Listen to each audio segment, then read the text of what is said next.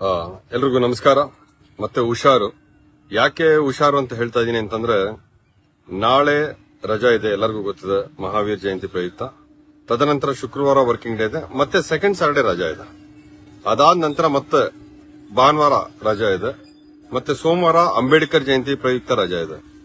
So ಈಗ live ಬಂದು ನಿಮ್ ಜೊತೆ ಮಾತಾಡ್ತಾ ಇರೋಂತ ಉದ್ದೇಶ ಹುಷಾರು ಅಂತ ಯಾಕೆ ಹೇಳ್ತಾ ಇದೀನಿ ಅಂತಂದ್ರೆ, ಯಾವಾಗ ಈ ರೀತಿ ಲಾಂಗ್ ವೀಕೆಂಡ್ ಅಥವಾ ರಜೆಗಳು ಬರ್ತವೆ, ಸರ್ಕಾರಿ ರಜೆಗಳು ಬರ್ತವೆ, ಅಂತಹ ಸಂದರ್ಭದಲ್ಲಿ ಸೈಬರ್ ಕ್ರೈಮ್ ಮಾಡ್ತಕ್ಕಂಥವ್ರು, ಆನ್ಲೈನ್ ಫ್ರಾಡ್ ಮಾಡ್ತಕ್ಕಂಥವ್ರು, ಎಸ್ಪೆಷಲಿ ಫಿನಾನ್ಷಿಯಲ್ ಫ್ರಾಡ್ ಅಂದ್ರೆ ನಿಮ್ಗೆ ಹಣದಿಂದ ಮೋಸ ಮಾಡ್ತಕ್ಕಂಥವ್ರು ಬಹಳ ಜಾಗರೂಕರಾಗಿ ಕೆಲಸ ಮಾಡ್ತಾರೆ.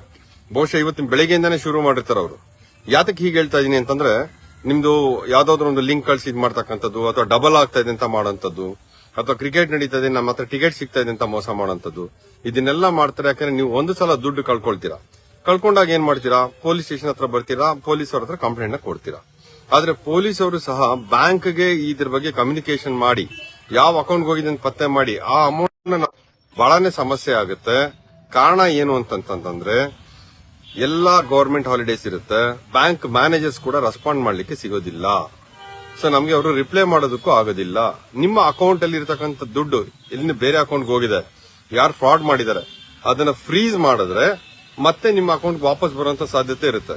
ಆದ್ರೆ ಕಂಟಿನ್ಯೂಸ್ ರಜಾ ಇರುತ್ತೆ ನೋಡಿ, ಇಂತಹ ಸಂದರ್ಭದಲ್ಲಿ ಮಾಡಿದ್ರೆ ಅವರು ಯಾರು ಅಕೌಂಟ್ ಫ್ರೀಸ್ ಮಾಡ್ಲಿಕ್ಕೆ ಆಗದೇ ಇಲ್ಲ. ಯಾಕಂದ್ರೆ ಅವ್ರು ಯಾರು ವರ್ಕಿಂಗ್ ಅಲ್ಲಿ ಇರಲ್ಲ. ಮತ್ತೆ ಇಂತಹ ಸಂದರ್ಭದಲ್ಲಿ ಅವರೆಲ್ಲ ಹಣವನ್ನ ಡ್ರಾ ಮಾಡ್ಬಿಡ್ತಾರೆ. ಸೊ ಅದರಿಂದ ಯಾರೆಲ್ಲ ಆನ್ಲೈನ್ ಅಲ್ಲಿ ಮೋಸ ಮಾಡಬೇಕು ಅಂತಿರ್ತಾರೆ ಅಂತವರೆಲ್ಲ ಇಂಥ ಸಮಯದಲ್ಲಿ ಬಹಳ ಎಚ್ಚರಿಕೆಯಿಂದ ಇರ್ತಾರೆ. ಅವರು ಹೆಚ್ಚಾಗಿ ಅಫೆನ್ಸ್ ಮಾಡ್ತಾರೆ, ಕ್ರೈಮ್ ಮಾಡ್ತಾರೆ. ಸೊ ಅದರಿಂದ ನಾವು ಎಚ್ಚರಿಕೆಯಿಂದ ಇರಬೇಕು. ಯಾವುದೇ ರೀತಿ ಇಂಥ ಅಪರಾಧ ಆಗದಿರಂಗೆ ನೀವು ಹುಷಾರಾಗಿರ್ಬೇಕು. ಸೊ ಈ ತಿಳುವಳಿಕೆನ ಬೇರೆಯವರಿಗೆ ಕೊಡಬೇಕು. ಹಾಗಾಗಿ ಆನ್ಲೈನ್ ಇದು ತಮ್ಗೆ ಈಗ ಈ ಸಂದರ್ಭದಲ್ಲಿ ನಾನು ಬಂದು ತಮ್ಗೆಲ್ಲರಿಗೂ ಈ ವಿಚಾರವನ್ನ ತಿಳಿಸ್ತಾ ಇದ್ದೀನಿ ಇಷ್ಟೊತ್ತಲ್ಲಿ.